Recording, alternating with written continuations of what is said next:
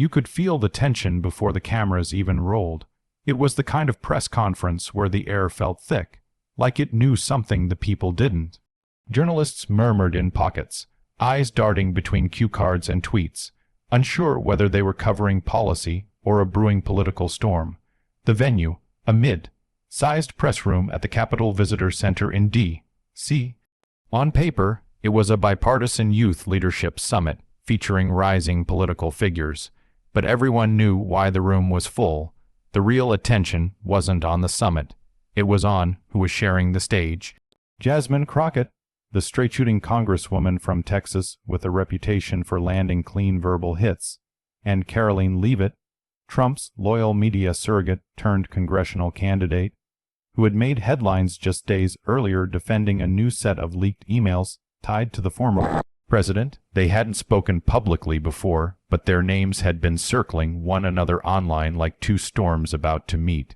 At exactly 1:00 p.m., the doors closed, phones raised. A row of cameras went live. Leavitt walked out first, a white dress blazer over black pants, blonde hair pulled into a sleek low bun. She looked polished, practiced, a smile that flickered too quickly. Crockett followed 3 seconds later, dressed in a burnt-orange blazer, crisp white blouse, and heels that didn't announce themselves with sound. She wasn't smiling. She didn't need to. The moderator, a young policy advisor from a neutral think tank, welcomed everyone and tried to introduce the panel with the sterile optimism of someone clinging to the idea that this might actually stay civil. Today, we're discussing political engagement among young leaders across party lines, she said. We're joined by 2 women at the forefront of that movement. But before she could finish, a journalist in the third row interrupted. Congresswoman Crockett, would you care to respond to a mess? Leavitt's recent defense of the Trump-aligned infrastructure fund. It wasn't supposed to happen that soon. Crockett looked at the moderator, who blinked like a deer caught in headlights, then turned to the journalist. You mean the fund that's now under investigation for foreign capital misrepresentation and undocumented lobbying? She asked. Yeah, the reporter said. That one. Karoline straightened, her smile tightening. The Congresswoman is making assumptions based on incomplete information. That investigation is nothing more than noise drummed up by partisan operatives. Jasmine cut in, calmly, without raising her voice. Is it partisan when the emails came from inside your own office? The air shifted. Reporters leaned forward. Karoline's expression froze for a beat too long. Those emails were never authenticated, she said slowly. And they don't implicate me or the president in anything illegal. Jasmine folded her hands in front of her. I didn't say illegal. I said unethical. But if you'd prefer, we can talk about the dates. Karoline's breath caught for just a moment. The moderator jumped back in, desperate to regain control. Let's please stay on track. But Crockett was already opening a manila folder. She didn't lift it high, didn't wave it around, just opened it like someone opening a file cabinet they've opened 1,000 times. April 4th, she said. An internal communication between your office and lobbyists representing the Calvin Consortium, a holding group that has no proven ties to any foreign government. Karoline snapped. That's your claim, Jasmine said, but the SEC has already flagged the group for layered shell companies and backdoor assets from sources in Dubai, Prague, and Istanbul. Murmurs began among the reporters. And on April 6th, Jasmine continued, your office emailed a member of the House Oversight Committee, suggesting they hold off on a subpoena vote. That's obstruction in plain clothes. That email wasn't from me, Karoline barked. Then say that, Jasmine replied calmly. Say it under oath. A pause. Karoline glanced at the cameras. Her throat tightened as she reached for the bottle of water at the podium. The cap cracked too loud, the swallow too fast. It was subtle, but everyone noticed. The tremor wasn't in her voice yet, but it had reached her hands. Crockett took a small step back from the mic, giving space, like a surgeon waiting to see if the bleeding would stop on its own.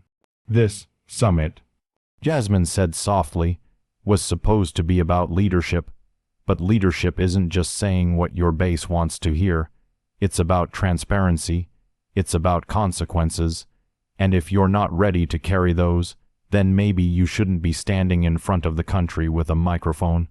Karoline's jaw clenched. Her smile was gone. You want to play investigator, she said, but you're not law enforcement, Jasmine. You're not even on the ethics committee. Jasmine's response was gentle, almost eerily so.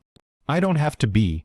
The public record already tells its own story, but I can ask questions, like why your calendar scrubbed the May 12th meeting at the Grand Summit Hotel, or why 3 members of your media team resigned the day after it. The room turned still. Karoline blinked fast, a flicker of panic in her eyes. This is slander. Jasmine shook her head. It's time. Stamped. At that moment, a second journalist stood up. Ms. Leavitt, are you denying you met with foreign intermediaries in private settings while advocating for public policy that benefited their investments? This is a setup, Karoline said, stepping away from the mic.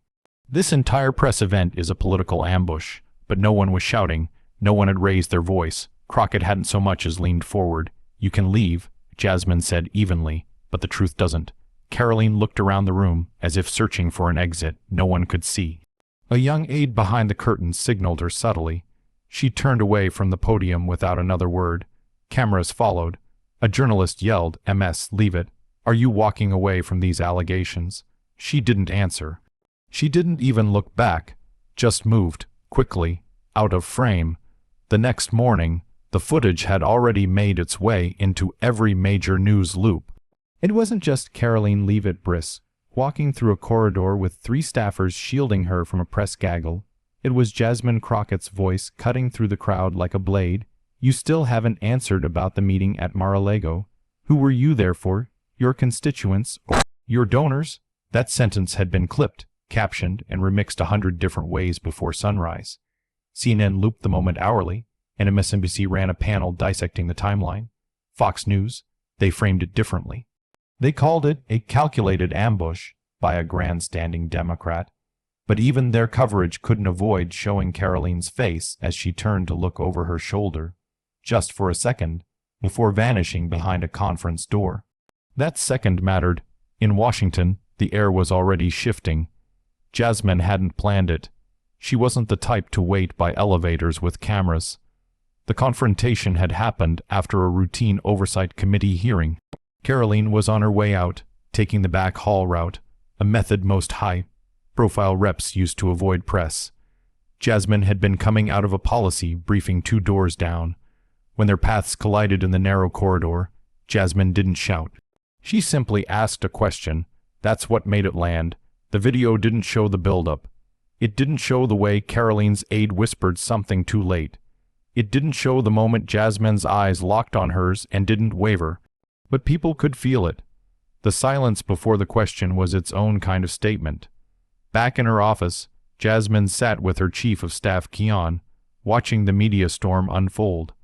He handed her a tablet showing Twitter analytics. You're trending number 3, he said, almost impressed. She didn't smile. That's not the goal. I know, he said, but they're watching now, all of them. Across the country, viewers were pulling threads. Why had Karoline refused to answer? What was she doing at Mar-a-Lago that wasn't listed on any official calendar? Who had she met with? And why were her travel records from that week scrubbed on multiple transparency logs? By midday, 3 different watchdog accounts on Twitter had posted side-by-side comparisons. One showed Karoline speaking at a closed-door donor event. The other listed her as in district on her official schedule. The comments section was a minefield of red circles and timestamps. Back in the Capitol, Karoline's office issued a brief statement. Congresswoman Leavitt's schedule reflects her ongoing work on behalf of her constituents. Any suggestion of impropriety is a baseless smear. But they didn't deny the meeting, and that silence, that careful refusal to clarify, only made things worse. At a late afternoon press pool outside the House chamber, a junior reporter from a digital outlet asked Jasmine directly if she intended to file a formal inquiry. She paused for half a beat, then said calmly, "I intend to follow the facts. If they lead to questions that need answers under oath, then so be it." The clip circulated instantly, and by dinner time, new pieces started surfacing. Travel records filed under a different congressional travel pool, hotel logs from a Miami beachfront resort owned by a PTC donor, and blurry surveillance stills showing Karoline exiting a black SUV at the private entrance to Mar-a-Lago. The timestamps matched the night Jasmine had referenced. Karoline went dark. No tweets, no posts, no calls returned. Inside her comms office, aides debated next steps. One advised doubling down on the smear angle. Another suggested redirecting focus to immigration policy or budget issues. But they all knew one thing: Jasmine Crockett wasn't bluffing, and more importantly, she wasn't yelling. She wasn't leaking. She wasn't grandstanding. She was just methodically pointing. By 9 p.m., Crooked PTC, a nonpartisan watchdog group, filed a formal request for the House Ethics Committee to look into the possible misuse of public position for private coordination. That's when things turn. In a late-night Zoom call between two veteran political journalists, one said, "It's not the scandal itself that's dangerous. It's how calm Crockett is about it. That's what scares them. She's not performing. She's prosecuting." And it was true. Jasmine wasn't trying to go viral.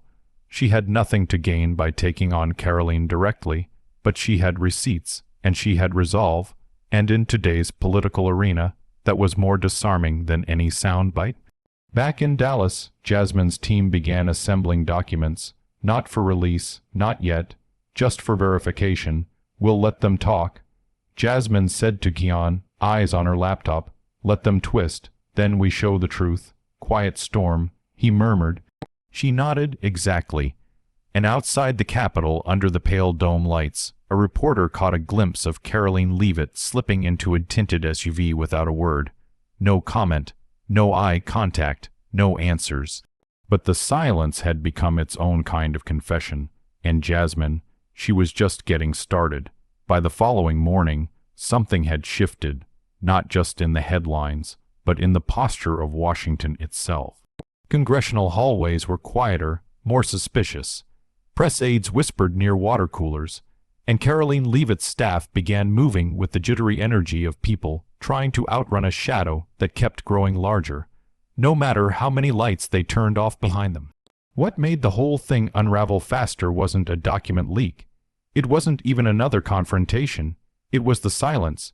Jasmine Crockett didn't say a word on social media, no press appearances, no interviews. And that deliberate quiet made the weight of Karoline's panic louder. Inside a secure conference room on the Hill, Karoline met with her crisis team. "I want her discredited," she said, teeth clenched, hands clasped tightly in front of her. "Find me something, anything, she's ever said that looks shady." One aide cleared her throat. "We've combed through everything. Speeches, votes, tweets. She's clean." Karoline's jaw locked. "No one's clean." The communications director leaned in. "Then maybe we shift the narrative, make it about ambition, paint her as an opportunist trying to build a brand by tearing others down. And if that doesn't work," Karoline asked, her voice low, "then we stall." But outside that room, facts weren't stalling. They were moving. At 10:03 a.m., a nonprofit called Ethics Forward published an open letter signed by 11 former congressional staffers calling for a bipartisan investigation into undisclosed engagements between sitting members of Congress and donors with active federal interests, and no names. But everyone knew who they meant. And then the break happened.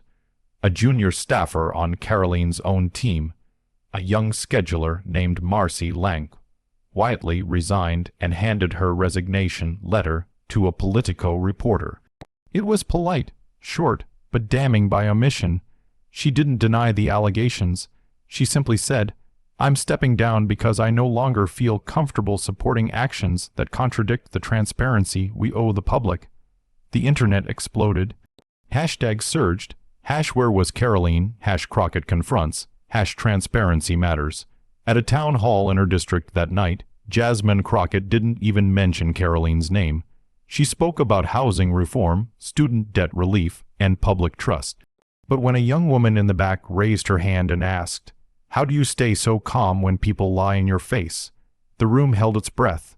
Jasmine didn't hesitate. "Because I'm not here to perform outrage," she said. "I'm here to expose patterns. If you shine a light long enough, the roaches always scatter." Applause started slowly, then filled the room. It wasn't wild. It was steady, respectful, earned. But inside Karoline's camp, panic escalated. "Okay," one aide said, tossing a manila folder onto the table. "We found something. Old clip, 2017. Jasmine called a city council decision disgraceful. Let's spin that as inflammatory." Another rolled her eyes. "She was talking about closing homeless shelters." Karoline paced, then cut it. "Context doesn't matter, just run it." The desperation was beginning to smell. By noon the next day, Karoline's attempt to smear Jasmine backfired. The clip aired. It gained traction, but not the kind she hoped for. People watched Jasmine's old speech and praised her for speaking out against injustice years before she ever reached the national stage. "She's been consistent." One viral tweet read, "That's the part they hate." Karoline's numbers dropped. Her team fell quiet. Leaks began. Internal arguments, screaming behind closed doors. Rumors that donors were pulling support until things cooled down. Meanwhile, a second former aide to Karoline, someone who'd worked on her New Hampshire campaign, posted a cryptic thread on X. "There are meetings we all knew not to ask about, flights that weren't logged, NDA passed around like candy, and one night at Mar-a-Lago none of us were supposed to." I remember. It didn't take long for journalists to start digging. Within 48 hours, photos surfaced, grainy but undeniable. Karoline stepping out of a private entrance, 2 other known Trump-aligned donors nearby. Same date, Jasmine had quietly flagged in a footnote during a previous ethics hearing. Same night, now showing up on multiple PSE expense reports as consulting. When asked by a reporter if she had ever discussed legislative strategy with private donors that night, Karoline said only, "No comment." But the footage was damning, and Jasmine, she finally spoke again. Just 12 words posted to her X account. "The truth doesn't need volume, just room to breathe. Let it breathe." It got over 3 million likes. Back in Washington, whispers turned into strategy sessions. Quietly, some members of Karoline's own party began putting distance between themselves and her. One senator refused to share a stage with her at a fundraiser. A House colleague unfollowed her social accounts. Her name began disappearing from joint statements. Even within the conservative press, cracks formed. "She needs to come clean." One anchor on a morning show muttered, "This isn't just optics anymore." By the end of the week, an unexpected poll dropped. Jasmine Crockett's approval rating had jumped 11 points nationally, with support from independents nearly doubling. But Jasmine didn't hold a press conference. She didn't spike the football. She visited a local shelter. She hosted a workshop on civic engagement. And she sat in a school auditorium and listened to a teenager read a poem about courage. That was the difference. Karoline tried to make it about image. Jasmine made it about impact, and the public, tired of theatrics, was beginning to notice. By the time Karoline Leavitt finally agreed to sit for an interview, it wasn't strategy, it was survival. The setting was tightly controlled, a sympathetic network, a familiar host, soft lighting and pre-approved questions. She wore navy, understated makeup, and a tone of weary professionalism, but the damage had already been done. "Congresswoman," the host began, "let's address the headlines. You've been accused of unethical meetings, misleading the public, and evading accountability. What do you say to those watching who feel disappointed?" Karoline offered a rehearsed smile. "I say they should ask themselves why Jasmine Crockett is working so hard to destroy reputations instead of building bridges." The host nodded. "So you deny the accusations?" "I deny the framing," she replied. "Politics is about relationships, and I won't apologize for forming them." But just as she spoke those words, a breaking alert appeared on the lower third of the screen. New document dropped links Leavitt to offshore account. Ethics committee to review. Karoline paused. She saw it, so did the viewers. The interview cut to commercial, but it was too late. The receipts had landed, and this time they weren't from Jasmine's folder. They were from an anonymous source inside a European banking firm. A dump of financial statements tying Karoline to at least 3 shell companies registered in Luxembourg. One of them had received a wire transfer just 2 days after a closed-door meeting with lobbyists connected to federal highway contracts. And it wasn't just paperwork. There were emails, screenshots, flight manifests, even a security photo from a D.C. hotel. None of it had Jasmine's fingerprints. She hadn't spoken. She hadn't leaked. The truth was moving on its own now. By evening, ethics watchdogs were calling for Karoline's resignation. Even her own party began issuing quiet statements. A senator from her side of the aisle, "Accountability is not partisan." The White House press secretary, "This is not about party lines. This is about integrity." And Jasmine? She was in Houston, hosting a voter registration drive, surrounded by teenagers with clipboards and volunteers in T-shirts. When a reporter asked if she'd like to comment on the latest developments, she looked up from signing a poster and said, "No need. The story is writing itself." That clip aired that night, juxtaposed with footage of Karoline being rushed through a Senate hallway, head down, coat collar up, reporters shouting questions she no longer had the bandwidth, or the credibility, to answer. At one point, someone asked, "Are you still running for re-election?" She didn't reply, because she knew the answer. That same week, Jasmine was invited to speak at a forum on ethics in governance. Not flashy, just a round table of students, professors, and young leaders. But when she walked in, the room stood, not for drama, for discipline, and as she sat down, one of the organizers leaned in and said quietly, "You didn't just end a scandal. You started a standard." Later that month, Karoline Leavitt announced she would not seek re-election. The statement was short, sterile, no apology, no reflection, just a line about spending more time with family. And Jasmine? She was back in Texas, meeting with small business owners, speaking at public libraries, visiting community clinics. She didn't gloat. She didn't post selfies or spike the ball. She just kept doing the work. When a reporter asked her what she thought her legacy from the scandal would be, she smiled, just barely. "I hope it's not about what I ended," she said. "I hope it's about what we refuse to ignore."